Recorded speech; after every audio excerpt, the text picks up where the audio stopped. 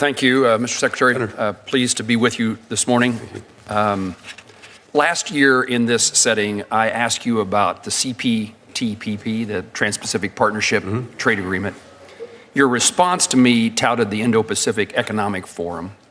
I would highlight for you that just in the last 6 months, the Australian Foreign Minister, Singapore's Defense Minister, Japan's Foreign Minister have noted, I think with objection, our absence from that agreement. What is it that keeps us from a willingness to engage? You can shift me back to the Indo-Pacific Economic Forum, but why is it that this is not a good idea? The TPP is not a good idea for us to engage in. I say this, perhaps from an economic, point of view, but from a relationship. I meant to say this at the very beginning. I'm as concerned about our nation as I've ever been. Those are usually throwaway lines from something we say throughout our careers and lives, but it's genuine with me. The circumstances we now face suggest to me that we need a lot more friends and allies, and our trading relationship, our economic support, those relationships matter. I walked into Senator Rubio and you were conversing, and it seems to me that our foreign policy needs to be different in today's world than it was just even a few years ago. And this would be one that I think would be important from a relationship, from a national security point of view, as much as it is from an economic point of view. Yeah.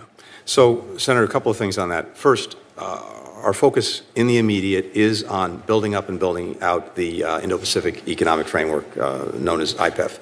That does include, among other things, some trade facilitation measures. It has a focus, for example, on digital trade, which is so critical to the 21st century economies. It's something that the partners in that endeavor are very focused on. Why does that exclude TPP? It doesn't exclude it. I'm saying in the first instance, this is where our focus is. Supply chain diversification and resiliency.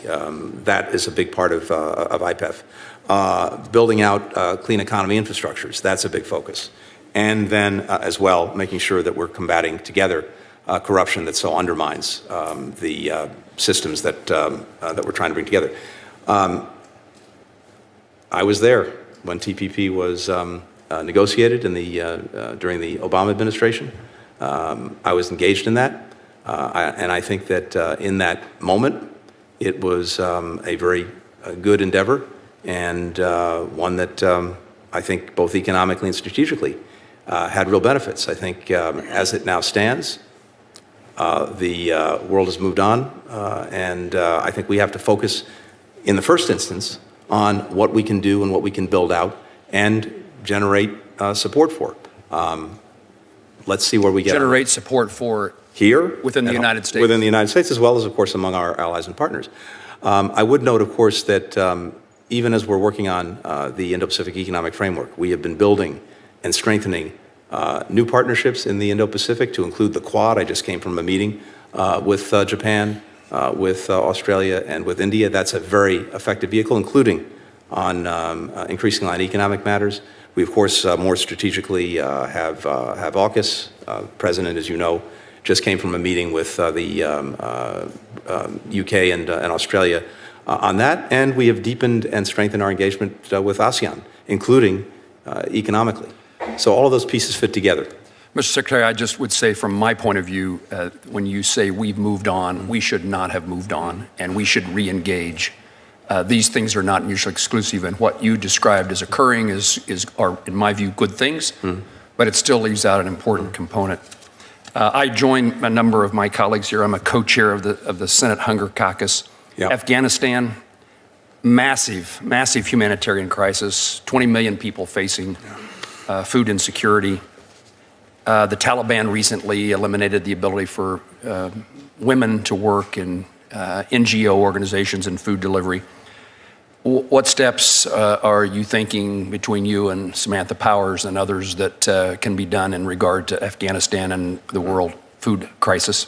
Yeah, Senator, you're right to point to this this huge challenge. We have been, even since the withdrawal from Afghanistan and ending the war, the largest single humanitarian contributor to Afghanistan, particularly when it comes to the fundamentals, the basics like food. We've been working relatively effectively through international partners, implementers, the United Nations, NGOs that were getting food where it was needed and getting other basic humanitarian support. I think there was a real concern in the first year about the possibility of Afghanistan as deeply challenged as it was, falling even further off the edge. That didn't happen in large part because we were able to sustain the assistance. The problem that we face now is exactly what you pointed to, the edicts promulgated by the Taliban preventing women from participating in the delivery of assistance. That violates a fundamental principle that we do not want to in any way ratify. But what's happening as a practical matter is that in many parts of Afghanistan, that edict is not being implemented, which means that where it's not being implemented, we're able to continue to have these groups support them providing assistance because women are still allowed to participate in its distribution. So that's what's going on right now. But look, I agree with you. The Taliban is taking steps that are digging an even deeper hole for the people of Afghanistan. This evening, a number of us will say goodbye to Ambassador Beasley, say hello and welcome to Ambassador McCain. Yeah. I'd use this opportunity to express my gratitude for the leadership of Ambassador Beasley. And, he's been remarkable. He has been remarkable, and to wish every best wish for Ambassador McCain. 38 seconds, Mr. Secretary. Last month, I sent a letter along with a number of my colleagues to Assistant Secretary Bitter, Consular Affairs. Mm-hmm. What needs to be done to improve the processing of the visas? That's the nature of our inquiry. It can take over 400 days for a student to get an interview for an appointment. These are certainly strategic in relationship. They're family and humanitarian. Our office, I would guess, like most of my colleagues, has become a passport and visa office. We are a part of apparently the State Department. With just hundreds. I see a report every week of what we call casework. Lots of many significant things. Visas and passports occupy a significant portion of our staff's time. We're willing and happy to do it, but there needs to be change at the State Department and Consular Affairs.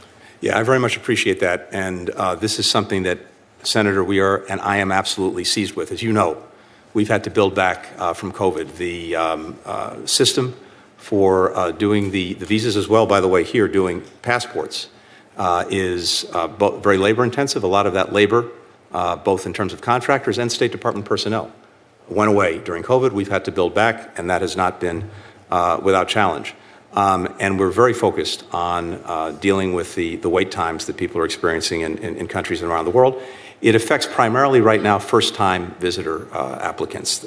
Processing times for categories that have a particular impact on the U.S. economy, students, temporary workers, maritime crew renewals, they are actually where they were before the pandemic, or actually better. For visitor visas, the median global interview appointment wait time is now under 2 months. That's the median. I don't want to say that there are not places of importance where it's longer, but the median time is under 2 months. That's half of what it was a year ago in 2022. Most places, the wait times are actually much lower than that as a practical matter.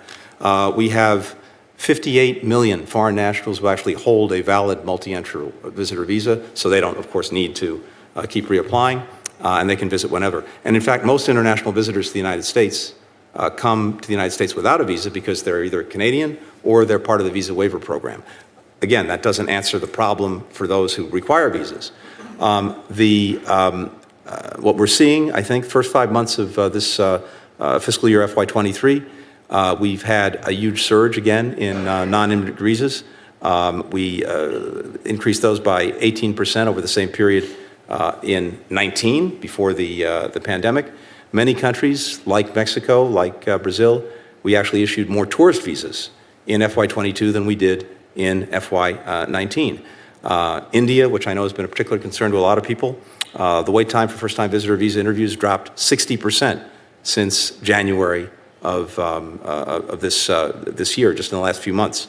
And we've issued 60% more non-immigrant visas this fiscal year to date than the same period, again, going back to 19. It's a long way of saying, if you look at it comprehensively, there is significant progress and improvement.